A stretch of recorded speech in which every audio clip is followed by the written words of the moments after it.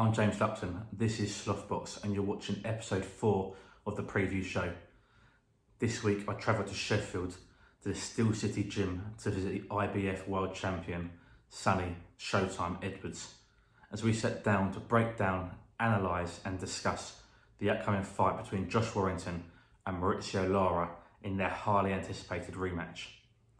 Please don't forget to like and subscribe to the channel if you enjoy.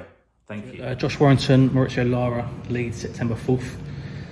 Break it down, preview, analyse it. First of all, the last fight, how much impact will that have going into this one? It'll definitely give him a lot of motivation, Josh. It'll have him switched on to the target at hand. He knows what he's in up against. You would have forgave Josh for probably thinking that was a kind of a step down from the level he's been operating at, on paper anyway, and obviously it turned out not to be. So when you do go in the ring with that mentality, I'm just speaking from my perspective anyway. I'm not speaking for him, but this is the way I've seen it. I've been in the ring with people that you deem yourself better than, and they're the ones you usually struggle with a little bit more.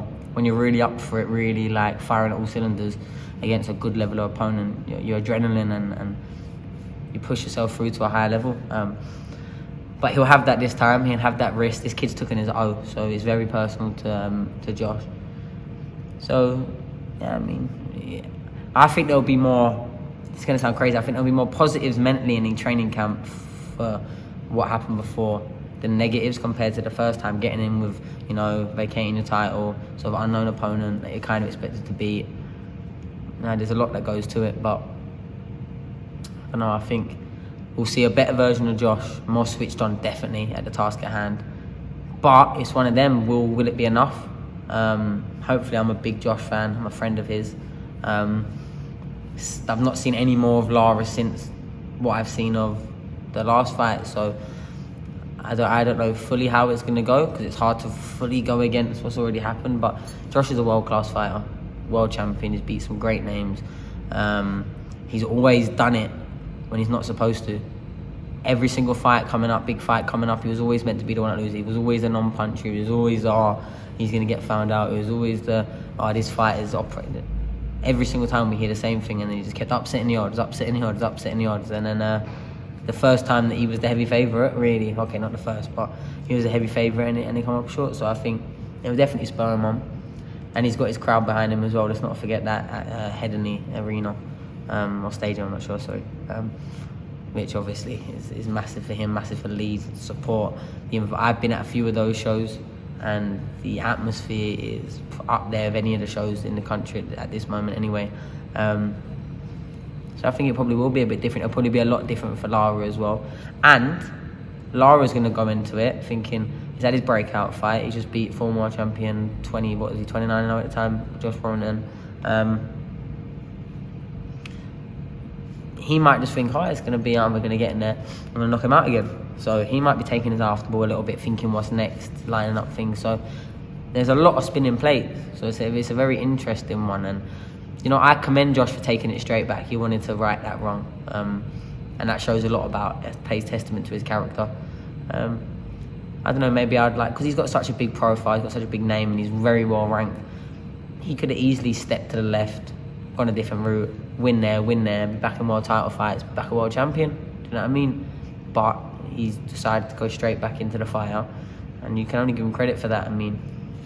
This is what the fans cry out for, fighters like this, so we appreciate it when it's in front of us, you know what I mean? And I think we need to do more of that, give people their flowers, and because it's a hard thing to do, get beat like that. And you got to remember, Josh probably would have been still there taking them shots now. Like, he got so much heart, he weren't trying to go anywhere, do you know what I mean? It was just an onslaught by the end. But I think he got caught by surprise. He didn't really have the plan B. He tried to sort of fit his normal traditional style of pressuring, outworking, outgrinding them. But when you go from fighting sort of world level British fighters and other internet to them sort of like Mexican styles make fights, and typically we're not bred as tough as what they are bred over there. Lifestyles, NHS, schools, sanitary. We have it so much better over here than they do in a lot of parts of Mexico. I can't speak for Lara, I don't know him personally, but typically they're bred quite tough over there for their environmental factors. So don't meet them people head on. So maybe just going to come on a bit different, just a bit more switched on, and you know what I mean. And I'm fully behind him, and I want him to do it. And And there's nothing to suggest that he can't do it, but he's got to go about it a slightly different way to what he went the first time. And he's got a good training team with his dad, the whole team down there, and he's very experienced, been there and done it more than I have. So yeah, he's a great fighter, and I wish him nothing but the best. Do you think complacency played a part? Because he was looking at the Zhu Can fight, as you mentioned, Lara's not a bigger name. Did he take his eye off the ball in the build-up to that first fight? Probably naturally, because that was kind of, we were speaking about it as, okay, he's fighting him and then he's fighting Zhu Can. Well, do you know what I mean? That's why it's vacated. So naturally. And one thing I will say, just from a boxer's perspective, I don't know if it fits for Josh for this instance, but when I get in the ring with someone that I think I'm better than, maybe in sparring, and it might be the kid, an amateur, you know what I mean? Who you really should be streets ahead. And then sometimes they give you more difficult times. You're getting caught with shots because you're not reacting to everything as much. You're not as, you're not as firing. You're not as in the ring, should I say? And once you get in with a certain mindset, and then things aren't going your way, that's a big steep climb. Because now you just naturally thought you was better than him anyway, so you didn't think you'd have to think this much. And now it's like, okay, what am I going to do to overcome this hurdle? Because it's hard. Maybe complacency, maybe keeping your eye off the ball. A lot of things. Remember, it was a very sterile environment. Josh Warrington is, for me, it probably wouldn't affect me that much, crowd, no crowd, because yeah, I do all right, but I don't sell out 14,000 seater stadiums or arenas and like Josh does. So he's used to fighting in his hometown. A lot of buzz, a lot of excitement, walk in, a big roar of the crowd. He walked into a hole on his own. Do you know what I mean? It's worlds apart when you're used to it. I've been in stadiums, arenas when there's a lot of people in there, and for me, it don't really make too much difference. But for some people, especially someone fighting with a style like Josh, it probably will make a massive difference. There's that extra little percent that sometimes you need when you're getting off your stool, and to wake you up and remind you where you are. Do you know what I mean? You mentioned his corner, obviously his dad, Sean O'Hagan. There was a lot of talk last time they should have pulled him out earlier than when the fight was finished. Do you feel that potentially that could be a negative this time round? If it goes the same way, could they pull him out too early this time? I don't know. He was taking a lot of stick, but he was always fighting back. I watched the fight, and he was taking some big knuckle, but he was still fighting. He still had the heart, he had the desire. This is the world champion we're talking about, unbeaten, undefeated, who has gone rounds with some great fighters. So it's like, give him every opportunity. His dad probably knows his body language better than anyone else. It's alright anytime someone gets beat and they're getting beaten for a little bit before the stoppage. It's we should have pulled him out early. I should have pulled him out early. But what about all them times where someone's getting beat up for 4 or 5 rounds and comes back, spins on his head and knocks him out? Like, it's a hard one. He's still here. However many months later, he's fighting again. It's not like his career path trajectory has changed because of he didn't take a savage beating. He didn't. Some damage was done, but so I don't know. I don't know. It's too easy to have an opinion on them things when your heart's not in it. That's his son, so he probably has the best perspective more than anyone. So you just leave it to him, didn't you? To be honest, and hindsight's a beautiful thing. Hindsight's always a beautiful thing in boxing. Or anytime anything happens where someone gets knocked out, or one more punch would have knocked them out. Everyone always says that, don't they? One more punch would have knocked them out. But we just don't know. We're just guessing and talking it as fact. So yeah, maybe it could have got stopped earlier. Maybe it got stopped at the right time. I don't know. But he's still here. It wouldn't change the result. So I suppose if every fight was stopped earlier, we'd never have things like Trillian Jackson, Harold Weber, Bomber Graham, Andy Lee as well, pulled one out as well. So there's always a few those times. ones. Andy Lee he equalised a few times. Carl Froch with what was his name? Was it Taylor? Jermaine Taylor. Yeah, when he was getting dustied for about 11 rounds and then just iced him in 15 seconds to go. So I mean, it would be an ideal world that everyone gets in the ring, everyone gets out, no bloody noses, no black eyes, few points, a few bit of entertainment, a few woo-woos. But that's not, we people don't realise the life of a fighter until it's too late or they're seeing it directly in front of them. Like, that's our reality. We're not watching it. We get in there and that is the consequence. We know, we see it all the time. We've been in gyms, people get knocked out. We've been in things, we've seen people lose their life.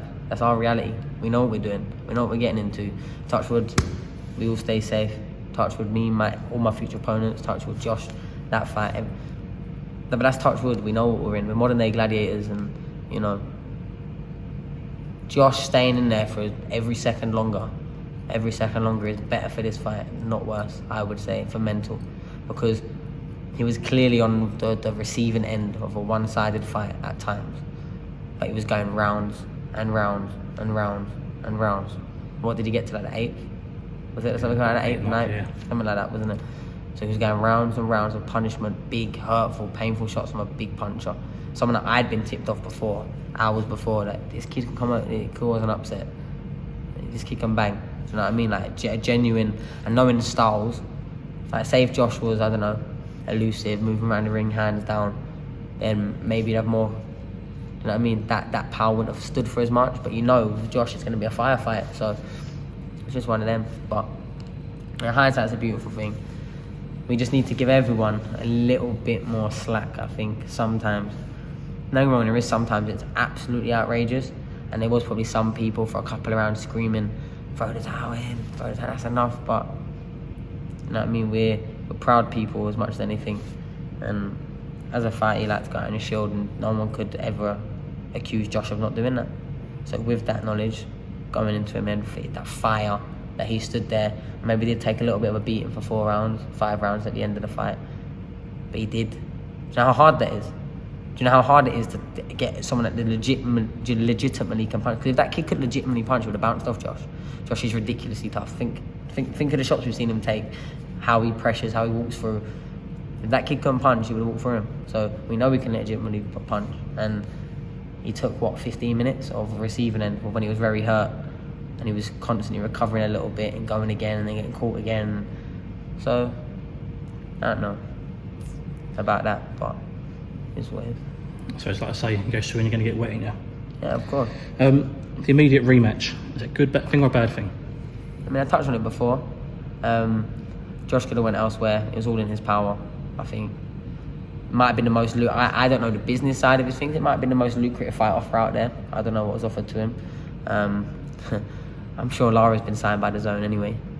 So I don't think... I don't know that, but I can imagine that he's on the books now anyway. So for the promoter, it's probably a win-win situation. Josh comes back, pushes on, or Lara we take over to Mexico, big drama show. So, I mean, the only losers in boxing are the fighters. When you lose, everyone else wins all the time. Absolutely. And finally, push you for a prediction on the winner of that fight? He's my boy, Josh Warrington. Come on, yeah, Josh, back your own. And I know it's a hard ask for him, just looking at the first one, but that weren't the Josh that was firing at all cylinders against Carl Frampton or some of these other fighters. So, yeah, there's definitely room for improvement. But, like I said, I think he needs to approach it a bit differently. And he probably has. I mean, I haven't spoken to him since I seen him at a show not too long ago. But he's a confident person, and when you speak to him, he's adamant that that's the only fight he wanted. That's the only person he wanted. He wanted it back in Leeds, back in a crowd. I was speaking to him, trying to do the friend thing of like, why don't you go and, you know what I mean? You got the platform, trying to do the business. And he was like, nah, don't mean nothing to me. I want that fight, and I've got nothing but admiration for that. And you know what? If I was in his exact same shoes, I'd do the exact same thing. And I want it beating me, surprisingly. And I'd rather lose to that same person twice than just disappear off into the sunset. Do you know what I mean? That's me personally. If there's question marks, if there's beat me twice, pay me twice, and then we'll go elsewhere. Do you know what I mean? But yeah, Josh Warrington, man.